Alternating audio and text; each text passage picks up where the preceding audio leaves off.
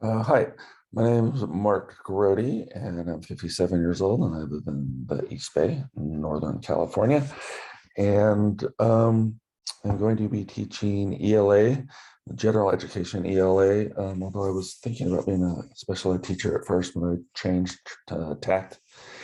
So middle school ELA, general education at Wood Middle School in Alameda, California, regular old public school. It's in person. I'll be there 100% all the time. I have taught as a substitute long-term sub, and I have also done my observation at this school. And so my master teacher is the person I actually did most of my observations of as well. In terms of design of assessments, I think the best way to design the assessments for the students is to do a wide range of assessments so that you can capture the data maybe more efficiently for certain students by having a wide range of types of collection.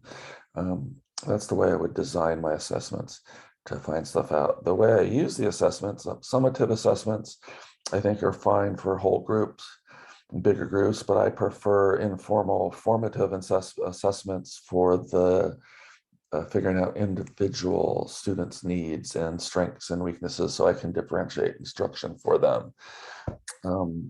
Some of it's the pre-assessment stuff where you get to prior knowledge before you can start working on stuff. Some of it's once you got started at the beginning of a unit or a particular lesson.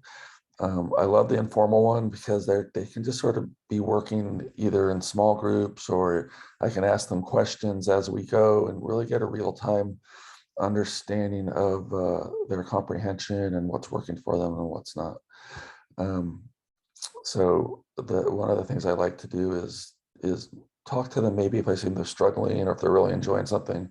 But otherwise, I really like listening to their conversations with their table mates or their shoulder buddies, because you can get a pretty good sense of how they're doing.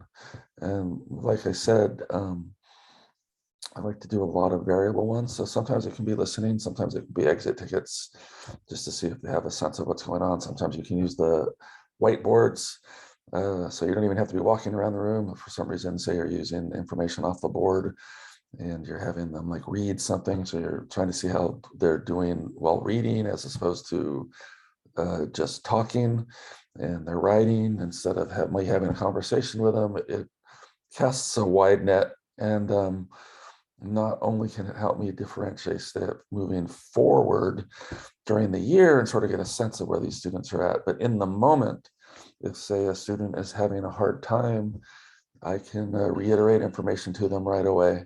I can also do things like just slow down the instruction.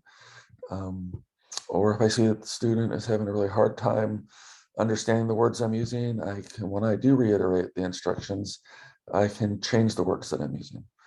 So that's the way I can differentiate using assessments. I like the real-time switches the best, which is why the formative is much more in my wheelhouse. And so that's it. I think I've covered everything. I enjoy teaching most of the time. I enjoy the students most of the time. And I enjoy the coursework most of the time as well.